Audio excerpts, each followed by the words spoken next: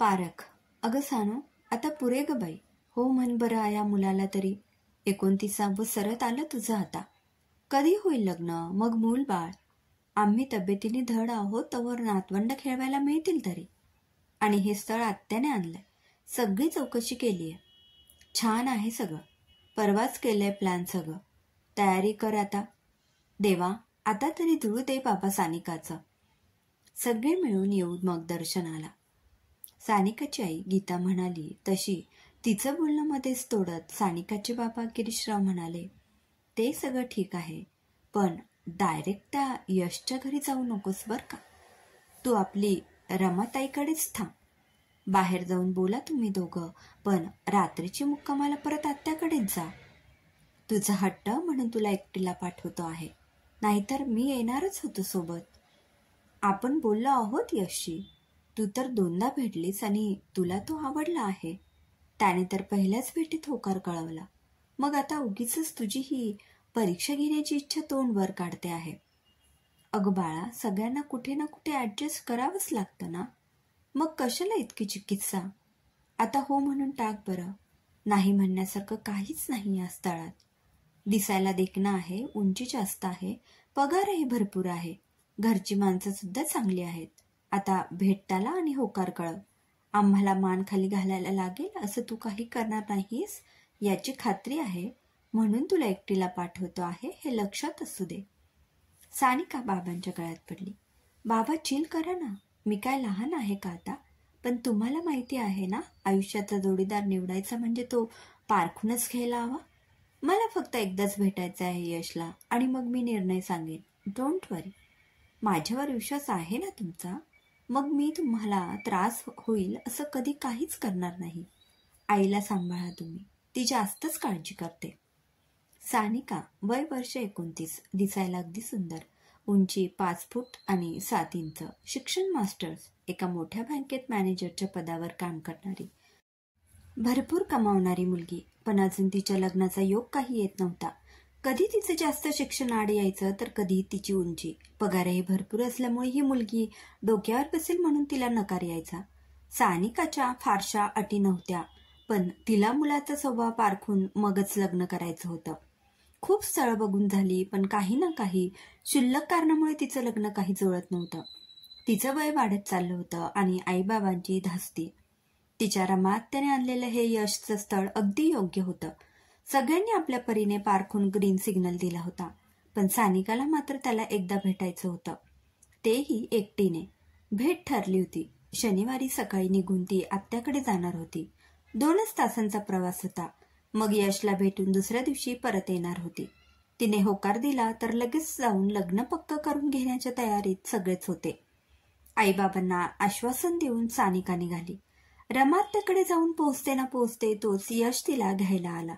तो तिला आधी आपल्या घरी घेऊन जाणार होता.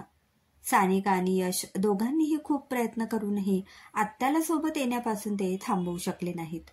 दोघांच्याही चेहऱ्यावर दिसणारी नाराजी जाणीवपूर्वक दुर्लक्ष करून आत्या आनंदाने त्यांच्याबरोबर यशच्या घरी आली. यशची आई रूपा सानिकाला मनातून आपली सून बनून पसंत करून बसली होती. तिला आवडणारे सगळे पदार्थ तिने तयार ठेवले होते. होणाऱ्या सुनेचं किती कौतुक करू असं त्यांना झालं होतं. आत्या सुद्धा भाचीचं कौतुक करायला सरसावली होती. यशचे बाबा सुद्धा सानिकाशी मस्त गप्पा मारत होते. यशच्या डोळ्यातही आनंद होता. सानिकासारखी मुलगी आपल्या आयुष्यात येणार याचे समाधान त्याला होते, पण त्याबरोबरच तिच्यासोबत एकांतात बाहेर जाण्याची अतीव इच्छा त्याला होती. पण ही सगळी मोठी माणसं त्याचा हा प्लॅन यशस्वी करण्यात आडकाठी करत सानिकाशी गप्पा मारण्यात गर्ग होती. त्याची अस्वस्थता आणि केलेल्या खानाखुणा सानिकाला गुदगुल्या करत होत्या. यशला एकांतात भेटण्यासाठी ती सुद्धा आतुर होती. यशच्या आईबाबांनी सानिकाच्या हातात एक सुंदर हिरेजडित सोन्याचं लॉकेट दिलं, पण सानिकाने मोठ्या शिताफीने ते घेण्याचं टाळलं. तिचे संस्कार बघून त्या दोघांना अधिकच आनंद झाला. यशची अस्वस्थता बघून सगळेच त्याची मजा घेत होते. बऱ्याच वेळाने एकदा दोघांना एकत्र बाहेर जाण्याची परवानगी मिळाली. दोघे आनंदात निघाले. यशला मस्त बाईकवरून सानिकाला फिरायला न्यायचं होतं एखाद्या एकांत ठिकाणी, पण सानिकाने खूप ऊन आहे, आपण टॅक्सीने जाऊया मस्तपैकी मॉलमध्ये जाऊया असं म्हणून यशच्या प्लॅनचा विचका केला. उगीच तिला नाराज कशाला करायचं म्हणून तो गप्प बसला. सानिकाला उगीच रिस्क घ्यायची नव्हती. तिची यशची पारख सुरूच होती. दोघे मॉलमध्ये गेले. यशने उगीच इकडे तिकडे फिरण्यापेक्षा मूव्हीला जाऊया म्हणून सानिकाला गळ घातली आणि पटकन तिकिटे बुक केली. तिचा नाईलाज झाला. मूव्ही सुरू व्हायला वेळ होता. दोघं मॉलमध्ये फिरत होते. यशने एक दोनदा सानिकाच्या हाताला आणि खांद्याला स्पर्श करायचा प्रयत्न केला.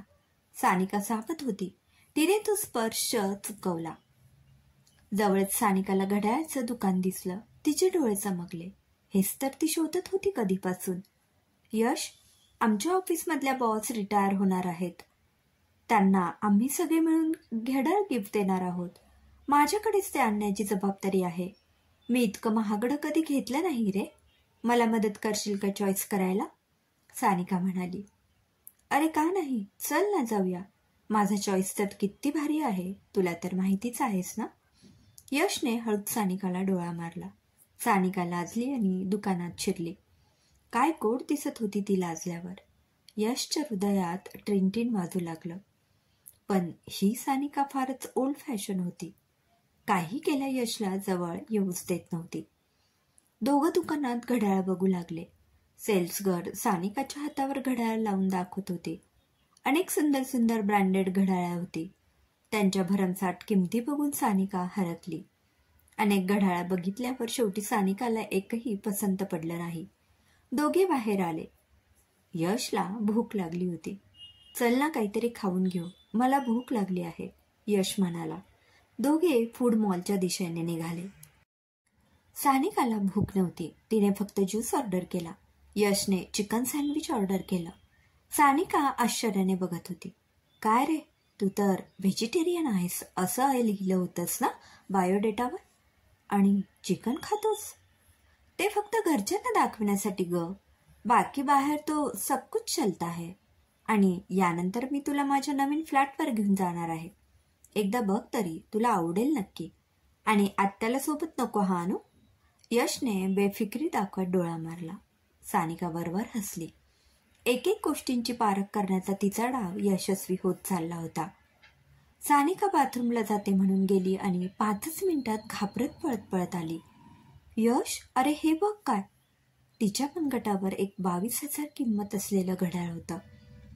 सानिकाने फुलबाह्यांचा कुर्ता घातल्यामुळे इतका वेळ तिच्या लक्षातच आलं नव्हतं. आता मात्र ती खूप घाबरली. त्या दुकानातल्या सेल्स गर्लने माझ्या हातावर बांधलेलं घड्याळ तसंच राहून गेलं माझ्या हातावर. काय मी सुद्धा लक्षात कसं आलं नाही माझ्या. इतकी मोठी चूक कशी झाली माझ्या हातून. आता काय करायचं? सानिका यशच्या उत्तराची वाट बघत होती. आपण जाऊन देऊन येऊया हे परत. त्या बिचाऱ्या सेल्स गर्लला उगीच त्रास. नोकरी जायची रे तिची. मी माफी मागून प्रॉब्लेम सॉल्व्ह होईल ना. किती महागडं आहे हे घड्याळ. सानिका ताडकन उठत म्हणाली. यशने तिचा हात जोरात ओढला आणि तिला बाजूला घेऊन आला. वेडी आहेस का? असलं काही करायची गरज नाहीये. त्यांच्या लक्षातही नसेल आला आत्तापर्यंत. किती मोठं स्टोर होतं ते.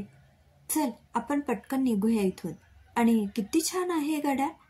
तुला माझ्याकडून गिफ्ट समज आणि इथल्या इथे विसरून जा सगळं. यशने सानिकाला ओढतच बाहेरच्या दिशेने आणलं. अरे मला नाही पटलं हे. ही चोरीच झाली ना एक प्रकारची. आणि आपण मूव्हीला जाणार होतो ना, आता कुठे जायचं? सानिका नाराज स्वरात म्हणाली. जाऊ दे, नको तो मूव्ही. इथे जास्त थांबायला नको. आपण सरळ फ्लॅटवर जाऊया. मस्त एकांतात एकमेकात हरवून जाऊ, यश म्हणाला. ठीक आहे, पण मला भूक लागली आहे. आपण काहीतरी खाऊन घेऊया मग जाऊ, सानिका जवळच्या रेस्टॉरंटमध्ये शिरत म्हणाली. तिने पटकन आत्याला फोन केला आणि यशच्या फ्लॅटवर जात असल्याचं सांगितलं. आत्याला लगेच तिथला पत्ता मेसेज केला. खाणं झालं आणि दोघं फ्लॅटवर आले. यशने संधी साधत सानिकाला जवळ घेण्याचा प्रयत्न केला. तितक्यात दार वाजलं. काय, आवडला का फ्लॅट सुनबाईंना? आता तुमच्या आवडीप्रमाणे सजवा, पण आम्ही सुद्धा अधूनमधून येणार बर का, यशची आई आत येत म्हणाली. सोबत सानिकाची आत्या होतीच. सानिका गोड लाजली आणि मनातल्या मनात हसली. तिचाच प्लॅन होता हा. आत्याला फोन करून तिनेच इकडे बोलावलं होतं. ती इथे पोहोचेपर्यंत वेळ काढण्यासाठी मुद्दाम भूक लागल्याचा बहाणा केला होता तिने. यशने आणि त्याच्या आईने सानिकाला जेवायला येण्यासाठी आग्रह केला, पण भूक नाही म्हणून सानिकाने ते टाळलं. यश नाराज झालाय हे स्पष्ट कळत होतं, पण तिला तेच हवं होतं. थोड्या वेळाने आत्या आणि सानिका आत्याच्या घरी गेल्या. आत्या खुश होती. मग काय, उडवायचं ना बार? दादा वहिनीला बोलावून घेते लगेच. घरच्या घरी कार्यक्रम उरकून घेऊ. आपली सगळी तयारी आहेच. फक्त यशसाठी कपडे घेतले की झालं. नशीब काढलंस ग बाई, फार चांगली माणसं आहेत. तुझं लग्न जमत नव्हतं, पण आता इतकं चांगलं स्थळ मिळालंय की लोक तोंडात बोटं घालतील. 1-2 दिवस सुट्टी टाक तू. उद्या सगळी तयारी करू आणि परवा कार्यक्रम करू. यशची आई सुद्धा असंच म्हणत होती. तिकडून आम्ही दोघींनी मिळून दादा वहिनीला फोन केला होता. ते तयार आहेतच आणि यश तर काय एका पायावर तयार आहे बोहल्यावर चढायला. आत्या खुशीने बोलत होती. सगळ्यांनी मिळून दोघांचं लग्न लवकरात लवकर करायचं ठरवलं होतं. अगं हो, थांब जरा. किती गडबड करशील? इतक्या घाईत काहीच करायचं नाहीये मला. मी उद्या जाणार आहे परत. घरी जाऊन मी आईबाबांशी बोलेन आणि मग माझा निर्णय सांगेन. आता काहीच नको बोलायला या विषयावर, सानिका म्हणाली. आत्याचा मूड गेला तसा सानिकाने आत्याला मिठी मारली आणि हसून तिचा राग शांत केला. दुसऱ्या दिवशी यश सानिकाला सोडवायला स्टेशनवर गेला. यशच्या आईने तिच्यासाठी खाण्याचे पदार्थ दिले होते. खरंच जायला हवं का ग? थांब ना अजून काही दिवस. सगळ्यांच्या मनात आहेत तर ठरवून टाकूया ना लग्नाचं. आणि मला आता तुझ्याशिवाय राहणं खरंच कठीण आहे. तुझी ही अवस्था काही वेगळी नसणार हे माहीत आहे मला, यश म्हणाला. मला राहणं शक्य नाहीये. माझा निर्णय कळवते मी आईबाबांशी बोलून. यशने खिडकीतून सानिकाच्या हातावर हात ठेवला. सानिका खोटे खोटे लाजून म्हणाली. आपला हात तिने हळूच काढून घेतला. गाडी निघाली. यशने हसून तिला निरोप दिला. मनातल्या मनात त्याचे स्वप्नारंजन सुरू होते. गाडी सुटली आणि सानिकाने पर्समधून हळूच ते घड्याळ काढले. तिच्याजवळ असलेली त्याची पावती तिने जपून ठेवली होती. मनातल्या मनात हसतच त्यावरून तिची नजर फिरली.